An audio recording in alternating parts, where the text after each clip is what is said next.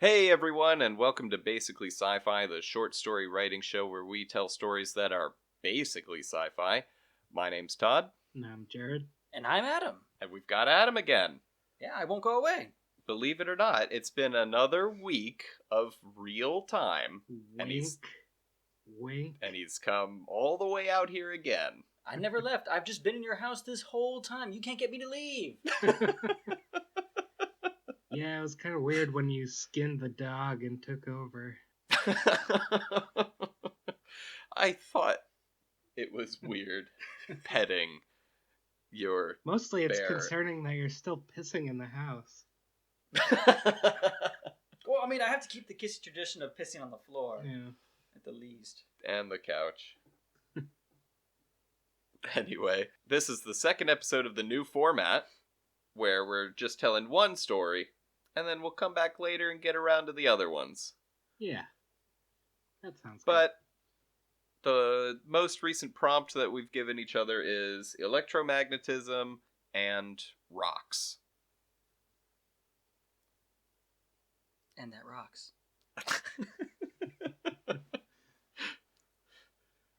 So, I don't know, what else should we talk about to, like, Okay, we made add a new a rule, minute? didn't we? What's a new rule? Well, the new rule is that every story has to have only one and exactly one joke, and then that's it. And then the rest of the story has got to be just the most hard sci-fi you can think of. Yeah. Yeah, we're changing the name to Basically Sci-Fi and pretty much no comedy. The way it should be. Yeah. It's what the fans demanded. We've listened. We've heard you. You, With you your one person. Leave a YouTube comment next time and don't just tell me in person. We got to get on that algorithm. Oh, don't forget to hit the notification button, the little bell, and you can receive all of our new updates. Make sure to slam that like button. You'll get one notification every 6 or 7 months, and we'll leave you alone the rest of the time. Swear to God. We're discreet. And You'll slow. get one discreet brown video directly to your inbox. Unlabeled for your privacy. That's how podcasts work. We actually have to burn CDs and then mail them directly to our listeners. No, that's how dildos work. I was making a joke about dildos. Yeah, but I mean, I thought we got it. You know I'm like 14 years old. I don't know what that is. It's a stick. And it wiggles around. We're getting demonetized. We have to be monetized first. Well, You have to get monetized first, yeah. in the interests of monetization, I've made my story funny this week. Oh, yeah? Lots Yeah. of dildos? There's exactly 0. Oh, shit. I'm sorry. Unless it was electromagnetic, that would be actually pretty good. We'll try to get the prompt next time to be Unless you had piercings, then it would be dangerous. ugh. Ugh. Or exciting. I don't know. You don't know. I mean, some people are into that, I'm sure. although, fair warning, to fully appreciate this episode, you have to have recently listened to episode 8. Oh, shit. You want to pause this and I'll go back and listen to that? I would appreciate that. Because it's been years, man. It's been years. I mean, all right. So, episode 8 was kind of a side episode. It did not feature Arister, who we all know is my main. Your Death Knight from main World character. of Warcraft, yes. Also that. No, that one featured a character named Vrika. Oh, okay. Who I do was- remember that then. Yeah, she was My memory isn't that kidnapped. bad. Kidnapped by the purple pirate Vin. And then she was cloned by the government to replace her to make sure she wouldn't protest against the government anymore. And that was the title. That was the episode called the episode where nobody dies. Mm-hmm. Go back and check that one out. Yeah. And welcome back to this episode. Thanks for having me. Yeah, thanks for being here. This episode, or this story, rather, is called A Legend Who Is Already in His 30s is Born. Wait, he's born in his 30s? It is often said that in space, nothing is more common or less valuable than life. Turnip, a quarter banshee, quarter human, half ecophrygin, would often repeat this mantra to himself anytime he even thought about having ambitions. So naturally, when adventure called, he completely ignored it.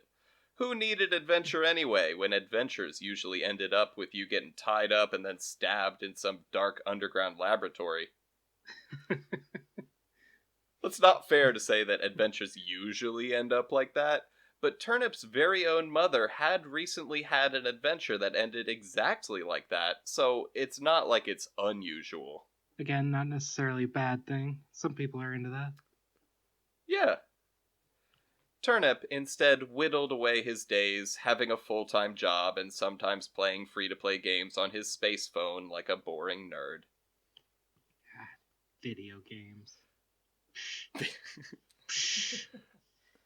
Alright, now how am I going to do this voice? It says that he's surly, so...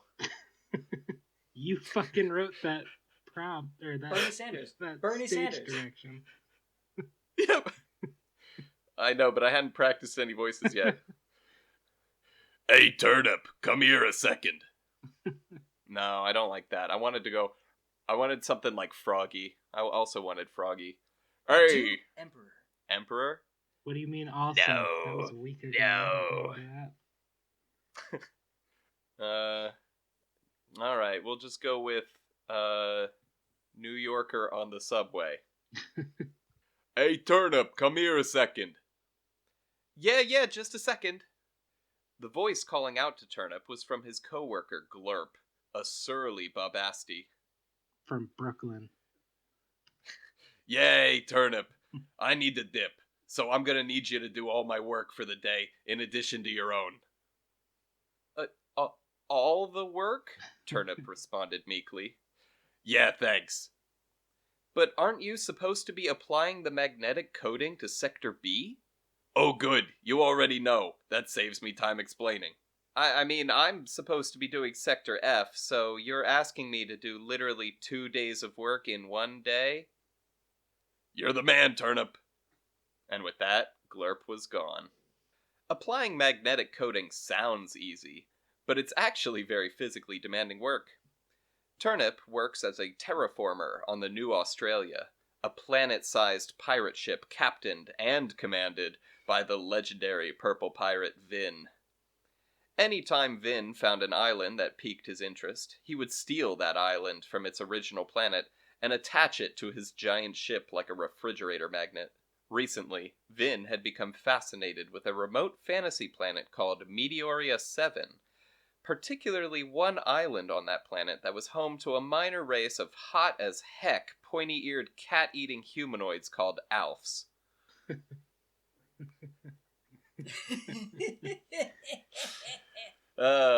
All the throwbacks. Everyone remembers Alfs. Yeah. Alf got big tits? Alfs. Some of them do. Sector F, formerly known as Shumwayburg, was home to Shumway Castle.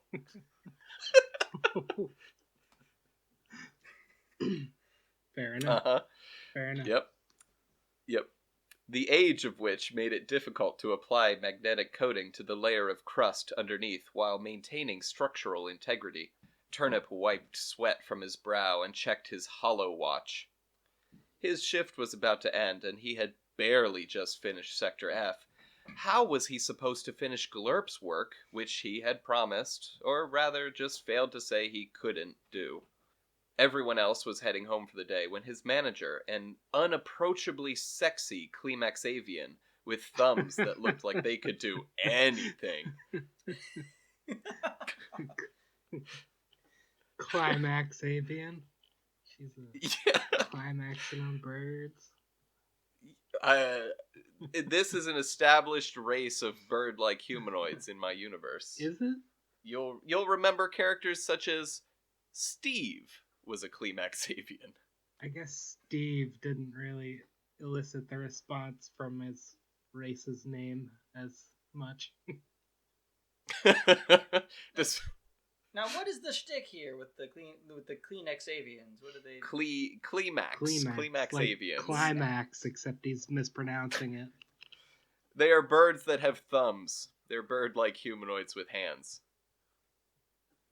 And that's it. And that's it. All right, I'm ready to go. So basically, think of like a Star Trek character that they just taped feathers to. They just taped a bill onto some jackass's face. Oh no, not even a bill, just feathers. Like, just tar and feather the guy and throw him on the screen.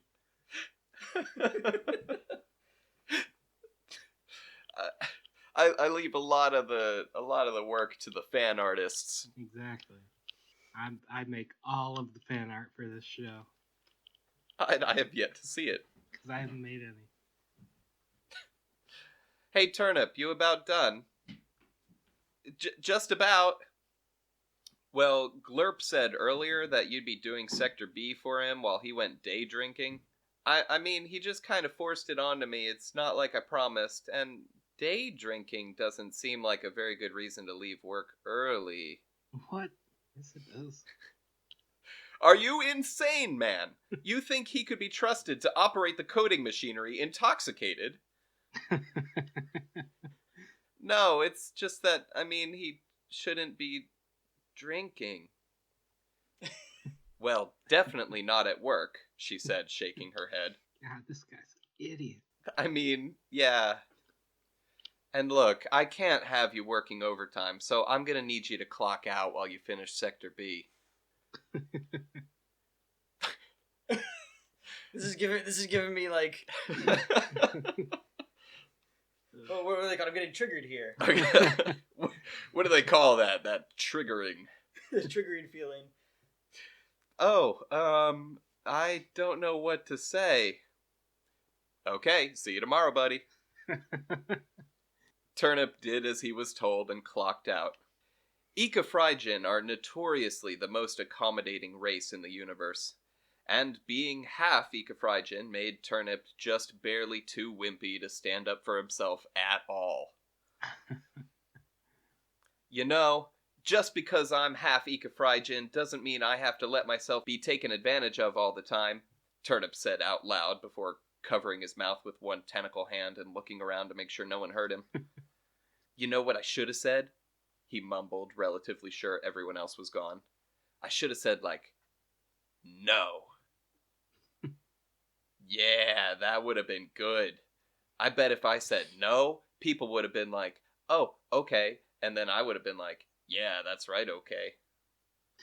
Then I would have gone night drinking with that sexy manager, and she would be all like, hey, you're a pretty cool guy. As he mumbled impossibilities to himself, however, he accidentally caught a glimpse of his reflection in one of the stained glass windows of Shumway Castle. Being half Ecophrygin meant that the left side of his body looked exactly like the rest of his father's race of squid-like humanoids. His mother was a half-human, half-banshee, which meant the right side of his face and torso looked like a dopey human male, and his right leg was a ghostly, incorporeal, wispy thing. So is this when species intermarry in your, or it reproduce in your universe, they're split down the middle? Is this Exactly down the there we middle. go. All right. I thought the word was misogynate. when they miscogenate. Miss Koganai. But he's the first character I've had with 3 races. Oh.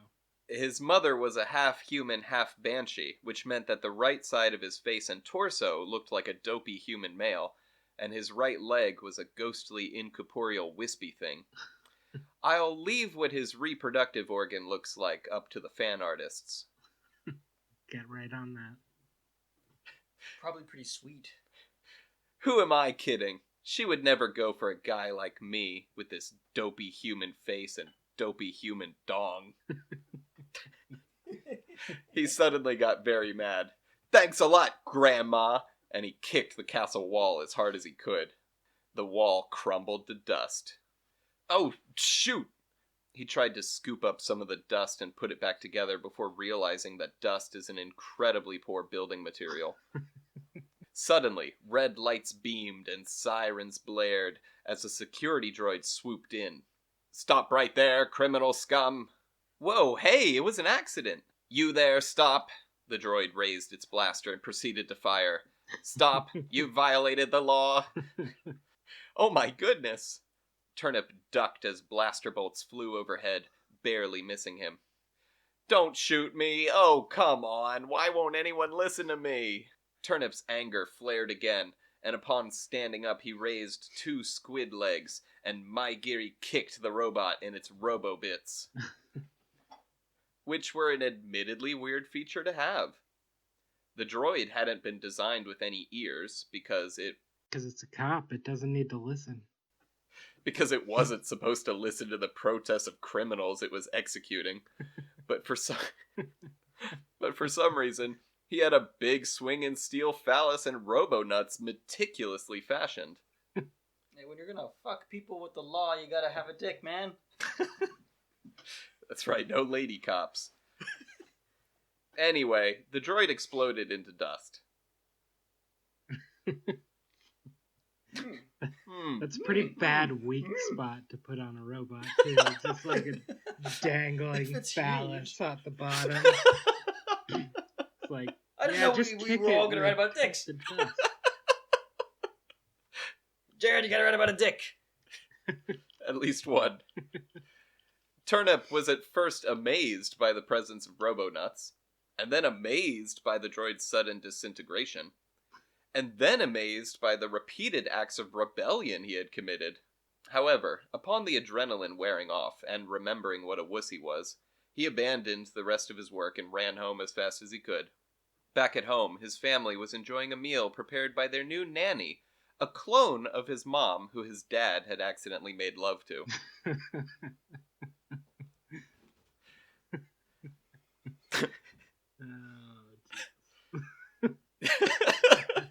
That's some fucked up shit right there. It's another throwback. You all remember episode 8. That happened. I need to listen to episode 8. I'm not so sure I want to anymore. "Dad, Mom's clone, little sis, I'm in big trouble." His father, startled, peed his pants a little, but then composed himself and said, "It's okay, son. Everyone pees their pants sometimes. Let's just go upstairs and change." Turnip's mother, Vrika, instinctively knew that this was more than a mere matter of soiled pants. "Everyone go upstairs, I'll talk to him." She's a banshee. I was about to say, like, right. why is she tone deaf? Vrika boiled some tea for her son, laid his head on her lap, and then punched him in the face. Just like she used to do when he was a kid.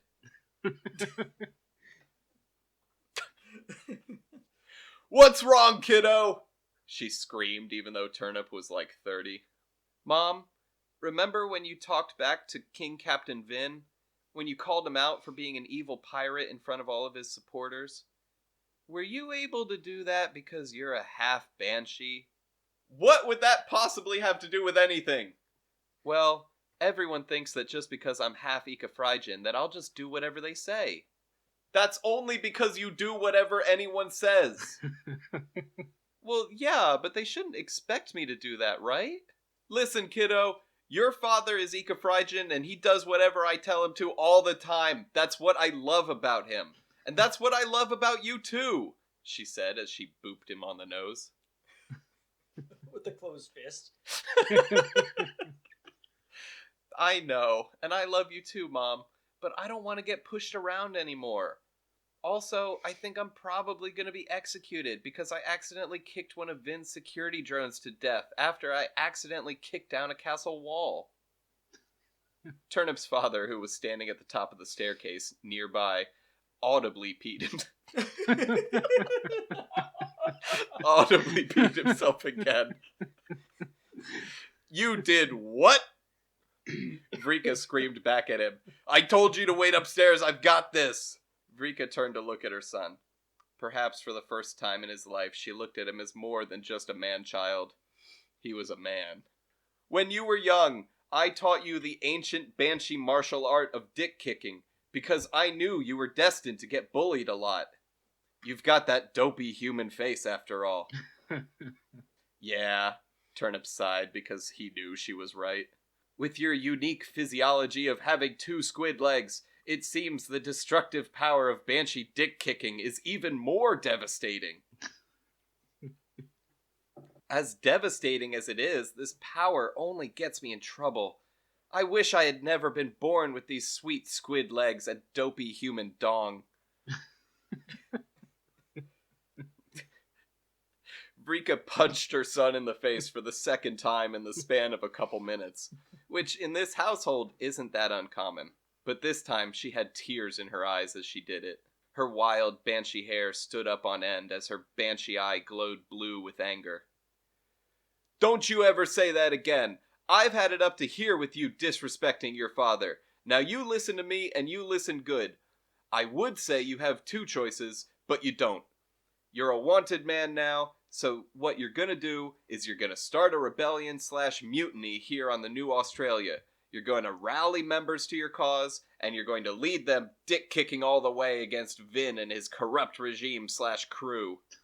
You're going to start this rebellion/mutiny, because if you don't, not only will Vin's security droids relentlessly hunt you down, but I will also keep punching you in the face until they find you and tear your bloody, broken body away from me. But, Mom, I don't know how to start a rebellion/mutiny. Turnip's dad called down the stairs again. Do what your mom tells you, Nip. The end. Alright. I really dig it. Yeah. Thanks. I dig it like a turnip. Is he a turnip because he's dopey? I don't know, just his name's Turnip. Yeah. And his sister's name is Julep. So and his father's name is Mint. No, his father's name is... What was it? Clef. I forget. But could you remind some of the listeners about the prophecy that's related to Vince and Dix? The prophecy wasn't in there. I told you about it, but I didn't mention it in the story. Okay, we're gonna cut that out then. We're gonna cut that out. Yeah, I didn't mention the prophecy in there. I'm building up to it in the next one. But yeah, no, I mean, okay, so I told Adam before about my story because I was planning on just bouncing ideas off of him. Yeah. But yeah, I've been having a lot of ecophrygins in my stories, like surrounding Vin, and he's been trying to gather them too. Yeah. And so I've been trying to do that on purpose, but as part of the world building. But yeah. Are they That's fried? Are they fried squids? No, they're just, the joke is that ikafry is how you say calamari in Japanese, and calamari is what they called the race of squid people in Star Wars. That's racist. They look like fucking squids. What else are you gonna call them? Squid people? Yeah, That's right. not very original. I mean... No, they're from the planet Calamari. Yeah. And they Besides, taste really good George battered Lucas's beer and naming bread. conventions are bizarre anyways, so...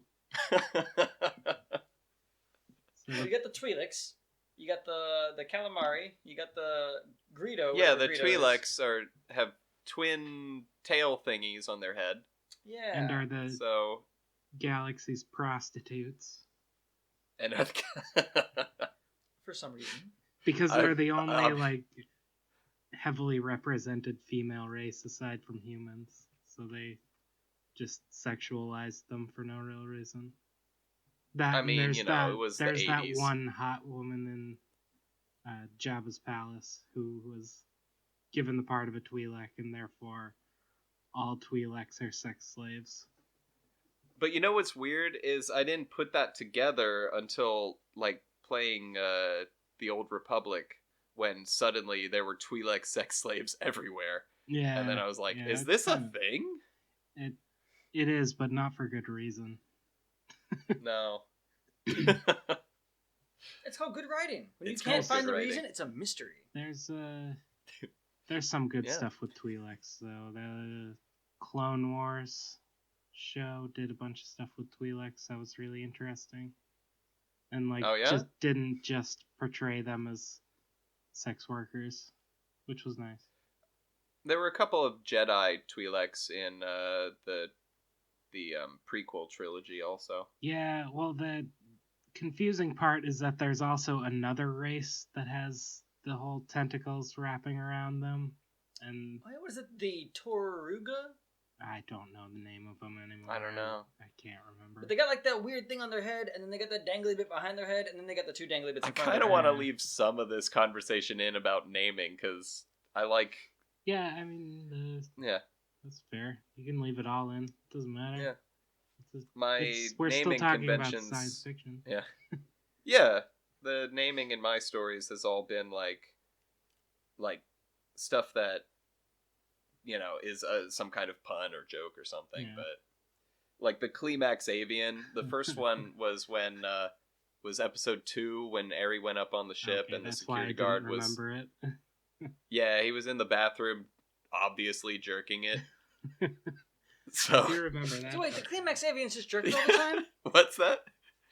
What did the Kleenex avians do? Well, they have jerk it. thumbs Yeah, enabling them to jerk it. you know, because birds. Adam's looking birds at his not hands only right now have and looking at his thumbs. thumbs like he's just put this together. Like, what would I do without them? You could jerk I mean, it without I your guess- thumbs. I Look, guess there's they that don't one. have. There's that one monkey that has no thumbs. I guess they don't have a cloaca like birds do. Then they got dongs to jerk it. Ducks got dicks. I know that. What? Yeah, Yeah, you ain't never that's seen a true. duck dick? I mean, They're I've all heard corkscrew shaped because legends of the corkscrew dick. Climax avians do have different variations. Like there's Cuck the Conqueror, who's a rooster. His wife gets around. And his but- hand is all thumbs. He has no fingers. His hand is just like 5 thumbs. I don't know. Anyway, I don't know. So,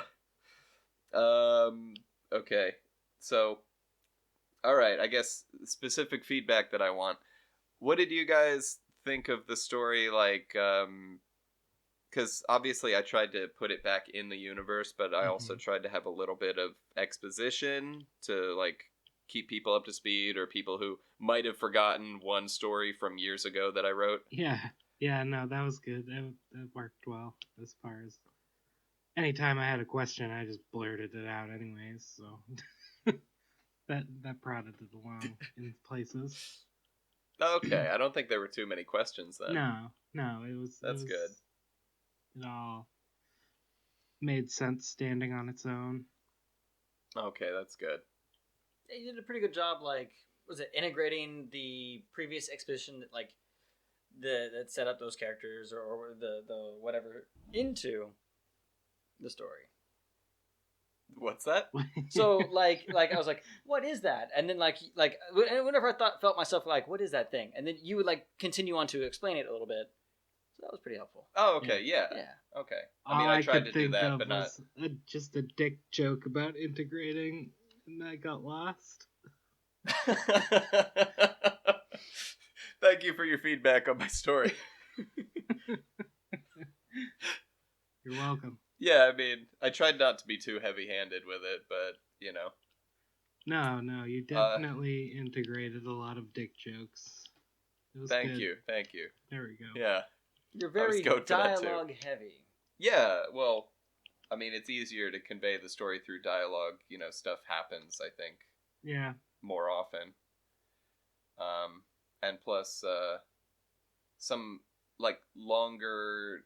Like, if you were reading a book and there might be longer descriptions. If you're reading Song of Ice and Fire, there's 2 pages about food. There's Certainly real? more than 2 pages about food in those books. Holy shit. At a time. Oh, there's like 2 chapters at a time about food. I mean, when you're reading a book, you could go back, you could flip back to the other page and be like, now what was going on before he started jerking it to the food? Well, yeah, that's. And I mean, that's the true George R.R. Martin experience. Is like if they had made He's that forgetting if what they the had story's made that about. show properly, there would have been a lot more penis in food than there was penis in vagina. But you know, sometimes you just can't get a television show about a book quite right. No. So, in order to make sure that the pacing of the story is moving along nicely, I think it's easier to just have It's easier to just start at the climax. be easier to do than say. Yeah. Yeah. So. Especially when it comes to fucking food. So yeah, but I do struggle with like, you know, it was important to the story that he kicked down the wall of Shumway Castle. Yeah. Well, I mean, you had to get the stone prompt in there. Yeah, he had to be there, so I was wondering. Really interacts with that stone. Just to, just to make sure nobody missed it, right? No, there was stone. Yeah, there was stone. They were attaching big stones, coating them with magnets, yeah, and then attaching it to the ship. Exactly. Yeah. Yep. Huh. Yeah. Okay, so like rocks and electromagnetism were not central to my plot.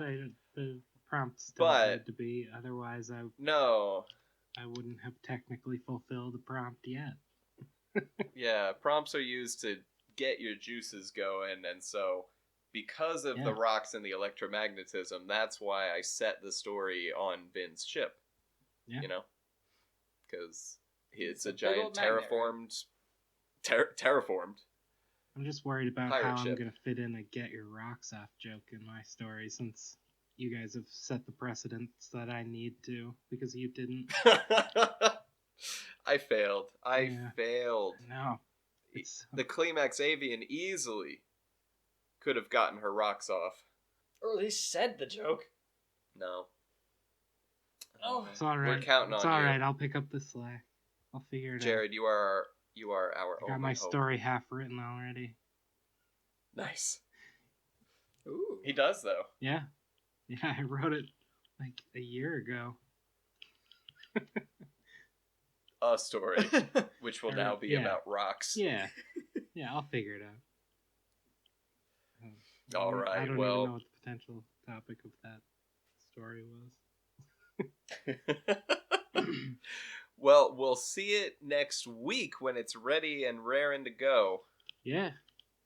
Right on. Yep. All right. Well, everyone who's listening, thanks for listening. We will catch you next time on basically sci-fi. Bye now. You're just gonna let me get away with that. Of course. I mean, I've got nothing over here. I can't think of anything to say.